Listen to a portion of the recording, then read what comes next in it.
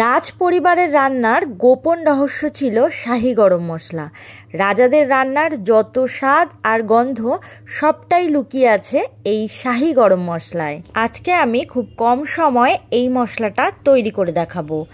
এই মশলাটা তৈরি করে মাত্র 1 চামচ মাছ, মাংস, ডিম, পনির, সয়াবিন যে কোনো রান্নার মধ্যে দিলে রান্নার স্বাদ আরও বাড়বে।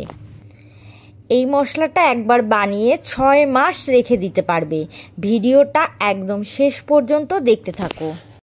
প্রথমে কড়াইতে 1 টেবিল চামচ নুন দিয়ে দিলাম। তারপর 120 গ্রাম গোটা ধনে দিলাম। কাপের মাপ করে 1.5 কাপ দিলাম। সাদা জিরে দিলাম 80 গ্রাম, কাপের মাপ করে 1 কাপ। আর মৌরি 25 গ্রাম। আর শাহি জিরে বা সাজিরে দিলাম 10 গ্রাম। জায়ফল দিলাম 10 গ্রাম। জয়িত্রী 4 গ্রাম দিলাম। স্টার অ্যানিস দিলাম 2টো।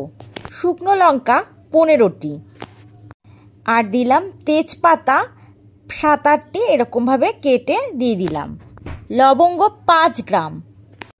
আর ছোট এলাচ দিলাম 20 গ্রাম। দারচিনি 5-6টি বড় দারচিনি টুকরো দিলাম।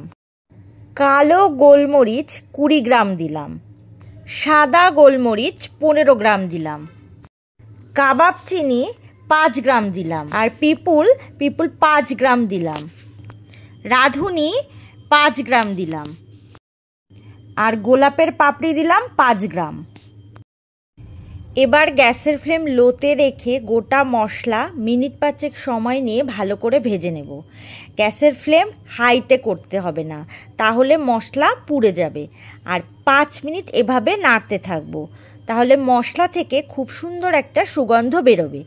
আর নুনটা দেওয়ার কারণ হলো মশলাগুলো পুড়ে যাবে না, আর মশলার গুঁড়ো হবার পর মশলার গন্ধটা লক করে রাখবে। হাতে মশলা নিয়ে দেখব, মশলা মুঠ করলে হাতে গরম লাগছে, তখনই বুঝতে হবে মশলা গরম হয়ে গেছে, তখন এটা নামিয়ে নিতে হবে।